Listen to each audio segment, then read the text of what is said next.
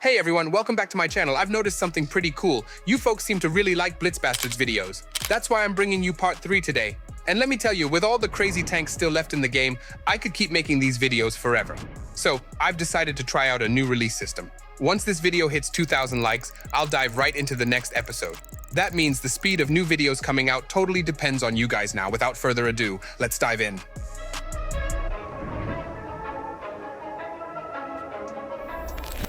Let's start with the most useless tank at tier 9, the T-55A. But hold on a sec. Recently, it became a collector's tank, and now you can sell it for a whopping 5,000 gold. My bad? Turns out there's some sense in this bucket after all. Why did I call this tank a bucket? Well, for starters, you can set it on fire right in the front of its hull. Imagine how unpleasant it is to catch fire while exchanging shots head-on with an enemy. Also, the tank has pretty weak armor. Just take a look at it. I get that it's a medium tank, and generally most medium tanks at tier 9 have relatively weak armor.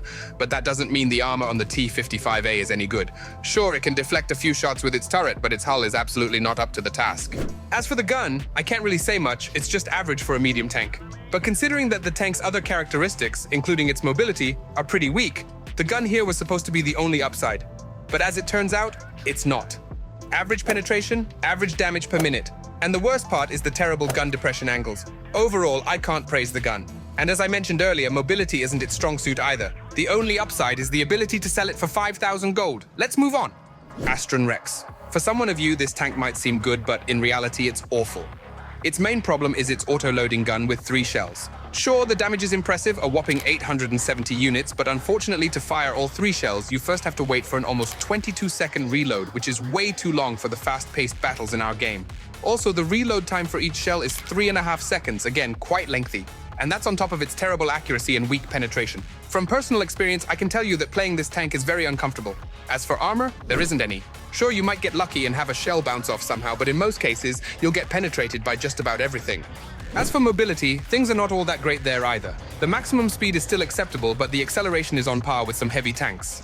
So, if you see this tank in my Blitz Bastards video, it's a sign you shouldn't buy it. But if you already have it, don't worry too much. It's too late to regret the purchase, so you just have to accept it and move on to the next tank. Nameless. Funny name and even more funny tank. In reality, this tank is quite rare, and you're unlikely to encounter it in battle. Nevertheless, approximately once a year, you might see it for sale at a pretty hefty price. And some of you might entertain the thought of buying this rare tank. But I strongly urge you not to. I've played with this tank, and I can confidently say that it's just a punching bag. It's very slow and its armor is strange. What do I mean? Armor on the hull is stronger than the armor on the turret. I don't understand logic behind such armor because gun on the turret, so you can hide turret and still shooting. And from my experience in battles, even the hull can't deflect enemy shells. But all of that is nothing until we start talking about the gun. It's the main flaw of this tank. Listen up. Long aim time, terrible accuracy, low damage per minute, and weak armor penetration. I can't believe the developers managed to combine such a mix in one gun. I suppose you have to be a true masochist to play with this hunk of metal. I see no other reason to keep this tank in the garage. Let's move on. Another tier 9 tank, TL-7 It's a heavy tank, so let's start with its armor. I'll be honest, there's armor here and it can even bounce some shots. But it's worth mentioning the huge commander's hatch, which will catch every single shell. Because when you see this tank in your sights, you can't help but aim for that turret. It's a huge drawback because you can't effectively play from the turret. And it's not just about the armor. I'm talking about the gun, specifically the gun depression angles. Only 7 degrees. That's critically low for such a tank. As for the other parameters, it's not all that bad. Good penetration and a somewhat decent damage per minute. Of course, it's not outstanding, but you can work with it. Plus, the tank accelerates fairly well up to its maximum speed. Though it's worth mentioning that its maximum speed is only 36 kilometers per hour. And reverse speed is just 10 kilometers per hour. That's a pretty weak performance. Looking at this tank overall, it might not seem so bad, but the thing is, if a tank can't hold its own against others at its level, then it's considered terrible.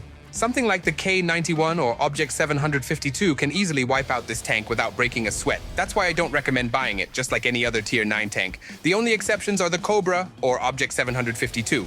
Both of these tanks are quite interesting, but the TL-7 not so much. Let's move on. Let's make us some break. Here's the winners for my last giveaway. My congratulations, guys. Soon you will receive by VK16801P. Thanks everyone for the participation. Let's move on. At the bottom of the list, I've placed the T95E2. I'm tired of dissecting every tank's nuances, so let's keep it short and to the point.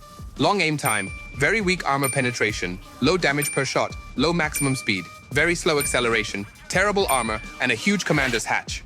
I think you get the idea that this tank absolutely isn't worth your attention, let alone your gold. By the way, it accelerates just as slowly as the previous tank, which is a heavy tank unlike this one.